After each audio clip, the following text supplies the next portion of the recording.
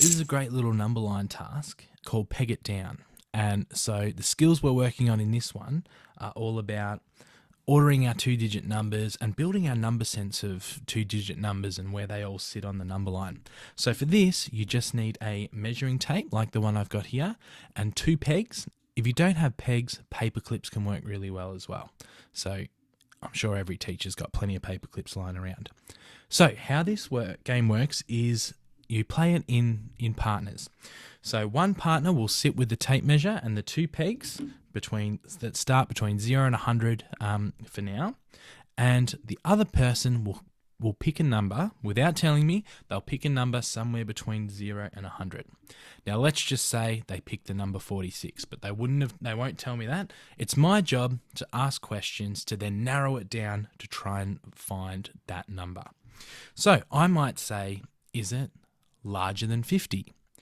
And because we know it's 46, they'll say no. And so then I have to adjust the pegs to shrink my range. And so I'm going to bring this peg all the way down and put it on 51 because I know the number is not bigger than 50.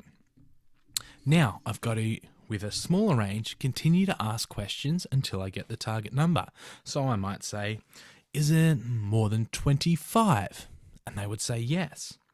So this time, and this is where some kids make the mistake, sometimes they might bring the wrong peg down and put this one down to 25 like that.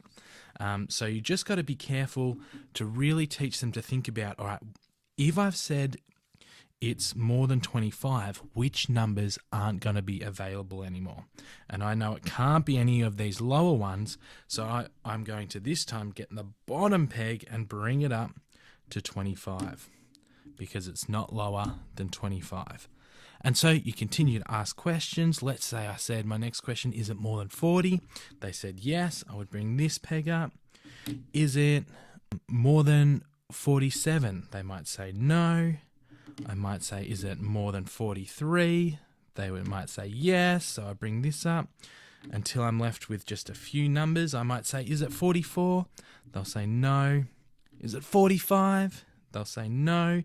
And I keep going until I've pegged it, and my last remaining number is the one in between the 2 pegs.